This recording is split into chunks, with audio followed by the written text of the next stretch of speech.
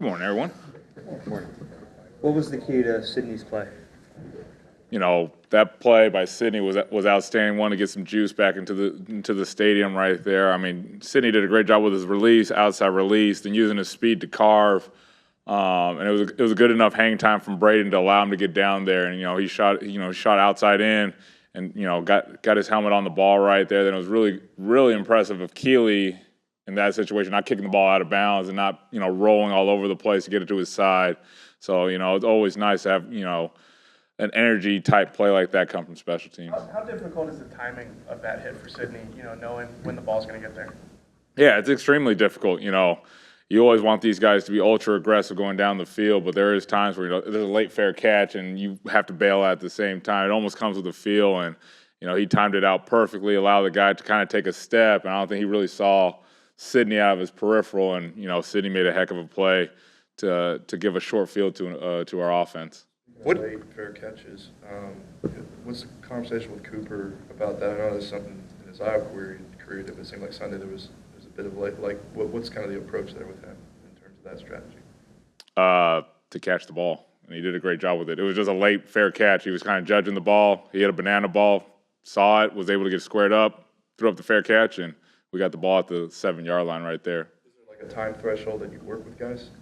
I don't think you ever have a time threshold. A guy could hit a ball 3 seconds, a guy could hit it at 5 seconds. When that ball's really up there, I think you get a better chance. But when it's kind of in that mid-range area and it's starting to flail a little bit, it just comes to a feel. I think, the more times he does, the more comfortable he gets it. And, he's probably his own hardest critic when it comes to those fair catches. But, he still stayed calm and composed, and is, tough for a rookie to do that. And he, after playing so much defense, but he did a great job with it and saved some field position, because those balls, those banana ball types kind of fluster returners, and that ball hits the ground, and now that ball's at the 3 instead of the 9 right there. So he did an outstanding job with it. Michael, in the bigger picture, how nice has it been to have Sydney back, and what did you see from him during that long layoff as far as his rehab?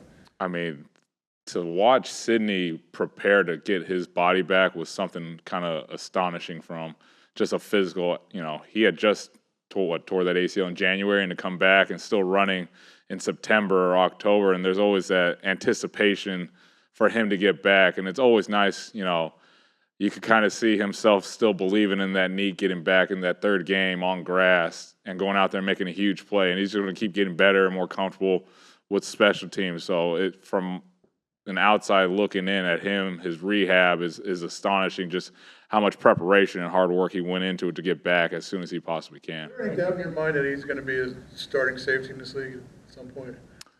I tell everybody on special teams, my sole goal is for you to start an offense and defense. I want you to, be the best possible player you can be, whether that's, starting on special teams and you get that promotion to offense and defense. It's one of the greater things I can feel as a coach. You can see that for Reed Blankenship, in his third year. Now he's the starter. He played a lot of special teams for us. Then I had Raheem in San Francisco being the starting running back. So, I hope he gets to play that starting spot. But until that happens, we're very, very happy to have him on special teams. When you think back to March and you get the Zach Vaughn tape, are you thinking core special teams player, or are you thinking starting inside back?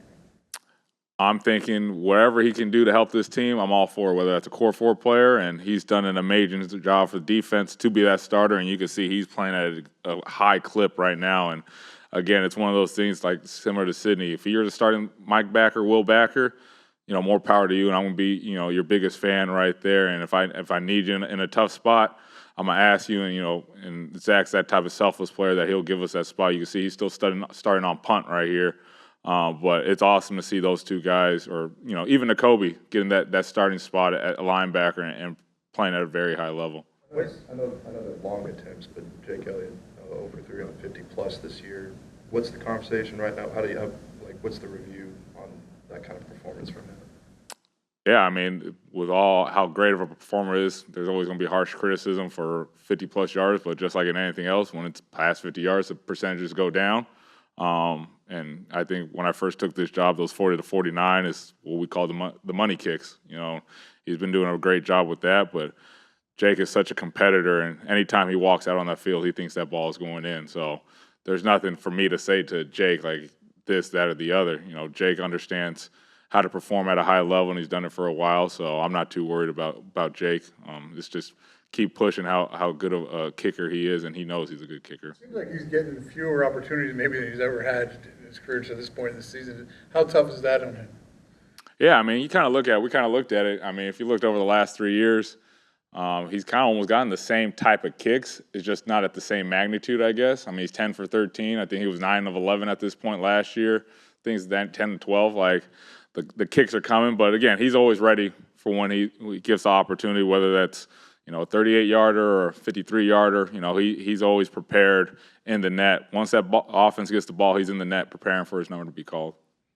And so if there's a perception on the outside that he might be cold going into a game because he hasn't kicked in a while, is that not the case because of the kicking in the net?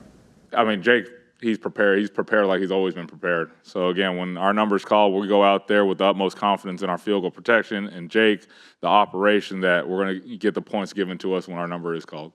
Two more? When you guys are trying that 57-yard field goal late in the game and everything, like, I assume you probably have like a maximum distance, for which he could try it at that point. Is that kind of how it works? And does Nick talk to you about that? Yeah, we always have a conversation where we feel, the max is, different situations here and there.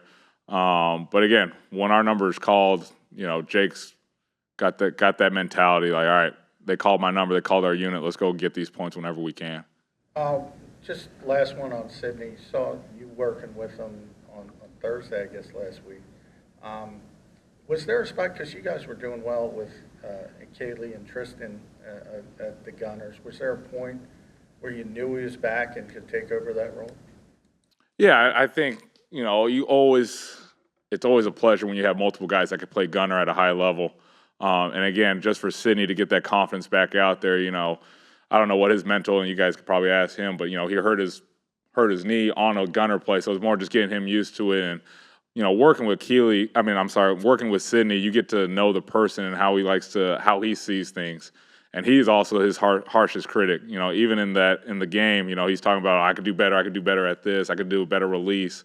And it's just the more confidence he gets, you could just see it's oozing out. And, for him to be out there, and he sets the tone on the outside. And let's not, take anything away from Keeley. Keeley's been doing an outstanding job at gunner, kind of taking that full-time job as a gunner. And those two guys out there, they come with some force, they come with some speed. So we just got to keep working them. And, at some point, teams may start to double him. And we're fortunate enough that Will Shipley's done an outstanding job at that PP. If they do send out forward for two guys, he's been a free runner, and he made a huge play in the open field against Trammell to help flip the field with a good pump by Braden. So if people try to stop Keeley and Sydney, we feel confident in our interior protection, one to protect, then get out and cover and try to mitigate any big returns. All right. Thanks, Mike. What's that hat?